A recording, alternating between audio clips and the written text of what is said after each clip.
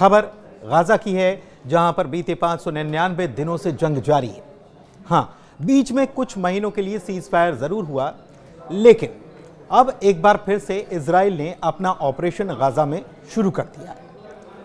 और इस बीच खबर यह आई कि अमेरिका की तरफ से सीज फायर को लेकर जो प्रस्ताव हमास के सामने रखा गया था, उसे हमास ने मान लिया है और उसका स्वागत किया है। यानी कि हमास अब बंधकों को छोड़ने वाला है। लेकिन क्या इजराइल भी इस पर राजी है? करेंगे इसी की बात, लेकिन पहले बताते हैं कि युद्ध विराम या फिर सीज फायर को लेकर अमेरिका की तरफ से कौन सी बात पर हमास के राजी होने की खबर आई थी और इसके बाद खबर की खबर आखिर क्या है। दरअसल पहले यह बात पूरी दुनिया में फैल गई कि फिलिस्तीनी संगठन हमास ने अमेरिका के विशेष दूत स्टीव विटकॉफ के सीज फायर के प्रपोजल को न केवल स्वीकार कर लिया बल्कि उसका वेलकम किया और माना जा रहा था कि अब यह प्रपोजल एक समाधान की तरफ आगे बढ़ जाएगा और सीज फायर हो जाएगा। लेकिन अफसोस की बात तो यह है कि ऐसा हो नहीं पाया है और यह बात हम नहीं बल्कि अमेरिका की तरफ से विशेष दूत जो बनाए गए स्टीव विटकॉफ, उन्होंने यह बात बताई। स्टीव विटकॉफ ने सोमवार को इस दावे का खंडन कर दिया कि हमास ने उनके बंधक समझौते के प्रस्ताव को स्वीकार किया है। प्रपोजल की बात करें तो इसके तहत हमास 2 चरणों में कुल 10 इजरायली बंधकों को रिहा करने की बात बताई गई थी और इसके बदले में इजराइल को 70 दिनों का सीज फायर करने की बात थी।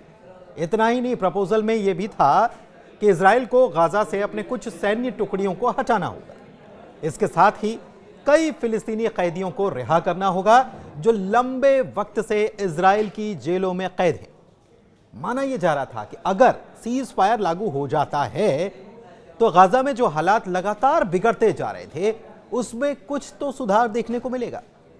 दरअसल मार्च के महीने से ही गाजा में पहुंचने वाली मदद और रसद को इजराइल ने रोकने का काम किया था और इसका नतीजा यह हुआ कि मई के आते आते गाजा में लाखों लोगों की भूख से मौत हो जाने की चिंताएं बढ़ने लग गई। दूसरी तरफ विस्थापन और तबाह हुए अस्पतालों में इलाज की सुविधा न होने से हालात और बुरे होते चले गए। लेकिन दबाव बढ़ता देख इजराइल ने गाजा में मदद पहुंचाने और उसे अपने तरीके से बांटने का फैसला किया। हालांकि इजराइल की तरफ से उठाए गए इस कदम की भी दुनिया के कई मुल्कों ने आलोचना की और गाजा में जो मदद इजराइल दे रहा है उसे ऊंट के मुंह में जीरे के समान बताया। सबसे बड़ी बात तो यह है कि यूएन जैसी संस्था ने भी इजराइल की तरफ से जो गाजा में मदद भेजी जा रही है उस पर सवाल उठाए और उसे नाकाफी बताया था। खैर, इस बीच बात अगर हमास और इजराइल के बीच होने वाले सीज फायर की करें तो हमास के साथ हुई बातचीत में प्रत्यक्ष रूप से शामिल एक सूत्र ने सोमवार को द टाइम्स ऑफ इजराइल को यह बताया कि बात अभी भी अटकी हुई है। उन्होंने कहा कि मध्यस्थ अभी तक अस्थायी समझौते की रूपरेखा पर भी नहीं पहुंच पाए हैं जिससे कि हमास दावा कर सके कि इससे युद्ध का स्थायी अंत हो जाएगा। इसके साथ ही इससे इजराइल को यह दावा करने का भी मौका मिल जाएगा कि उसने स्थायी युद्ध विराम के लिए कोई स्पष्ट प्रतिबद्धता नहीं जताई है। दूसरी तरफ अमेरिकी विशेष दूत स्टीव विटकॉफ ने कहा कि इजराइल युद्ध विराम को लेकर कोई अप्रूवल दे सकता है। विटकॉफ ने एक टीवी चैनल से बात में यह भी बताया कि हमास के लोगों का रुख पूरी तरह से न केवल निराशाजनक है बल्कि स्वीकार करने वाला भी नहीं है। उनका कहना है कि पहले हम इस बात पर यह सहमत हो गए थे कि आधे जीवित और आधे मृतक बंधकों को छोड़ा जाएगा ताकि आने वाले वक्त में पूरी तरह से सीज फायर की तरफ हम बढ़ पाए और यह डील अब सबके सामने है और हमास को इसे मानना चाहिए। लेकिन दूसरी तरफ फिलिस्तीनी अधिकारी का कहना है कि स्टीव विटकॉफ अब अपनी बात से मुकर रहे हैं और पीछे हट रहे हैं क्योंकि पहले तो सहमति कुछ और बात पर बनी थी। फिलिस्तीनी अधिकारी ने यह भी दावा किया है कि विटकॉफ ने शुरुआत में एक मध्यस्थ के जरिए बताया कि उन्होंने फौरी युद्ध विराम के उस प्रस्ताव में बदलाव को स्वीकार कर लिया जिसे हमास ने पेश किया था। यानी कि विटकॉफ ने कोई प्रस्ताव रखा लेकिन हमास ने उसमें थोड़ा सा अमेंडमेंट या बदलाव किया और पेश कर दिया और उसे अमेरिका ने स्वीकार कर लिया। लेकिन बाद में इसी बात से अमेरिका पीछे हट रहा है या विटकॉफ पीछे हट रहा है और फिलिस्तीनी अधिकारी ने यह भी कहा कि यही कारण था कि पूरे मीडिया में यह खबर आ गई कि हमास ने युद्ध विराम के अमेरिका के प्रपोजल को मान लिया और उसका समर्थन किया। लेकिन बाद में विटकॉफ ने अपना मन बदला और अब उनकी तरफ से यह कहा जा रहा है कि ऐसा तो कुछ है ही नहीं। बताएं कि विटकॉफ की तरफ से हमास से बातचीत की जो पहल की गई है उसमें फिलिस्तीनी अमेरिकन पॉलिटिकल एक्टिविस्ट बिशरा बेहबा की अहम भूमिका है।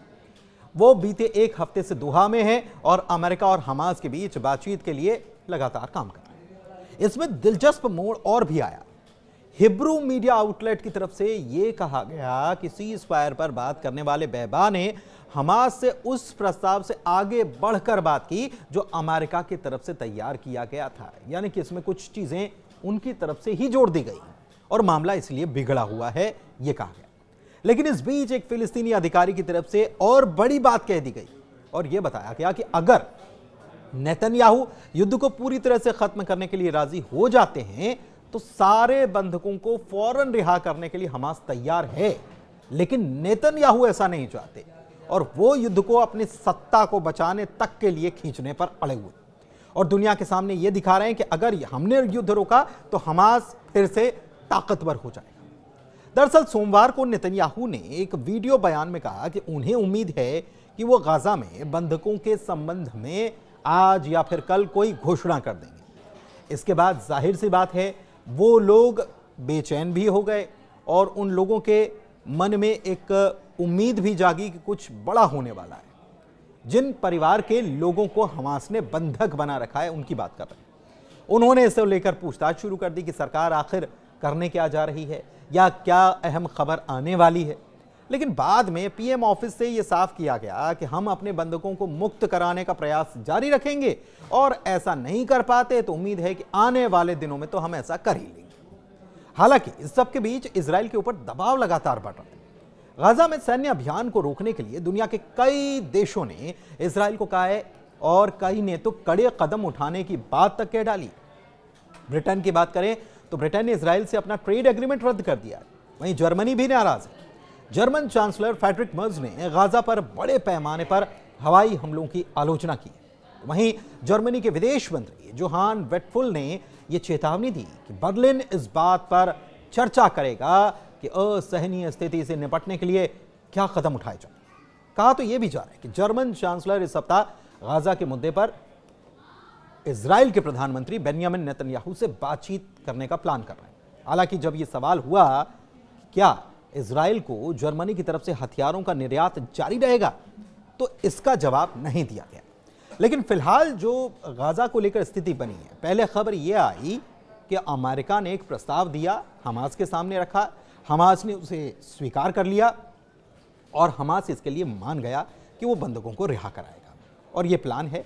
उस पर इजराइल की तरफ से कोई अप्रूवल नहीं आया और अभी भी इस मामले में इजराइल की तरफ से कुछ कहा नहीं जा रहा है। तो क्या ये माना जाए कि इजराइल ने जैसे स्टीव विटकॉफ ने ये डील फाइनल की और इजराइल के सामने इसे रखा गया तो उसके बाद स्टीव विटकॉफ से इजराइल नाराज हुआ या अमेरिका की तरफ से सो मोटो लेकर ये जो डील कराने की बात हुई है इससे इजराइल नाराज है और इजराइल इसी बात को लेकर नाराज होकर ये डील नहीं करना चाहता। इजराइल चाहता है कि वो अपना सैन्य अभियान जारी रखे। हालांकि पूरी दुनिया की तरफ से लगातार इजराइल के ऊपर दबाव बनाया जा रहा है और ये कोशिश की जा रही है कि इजराइल अपने सैन्य अभियान को हर हाल में रोक दे, लेकिन इजराइल अभी नहीं मान रहा है और उसका सैन्य अभियान गाजा में लगातार जारी है, बावजूद इसके कि यूएन तक उसकी आलोचना कर चुका है।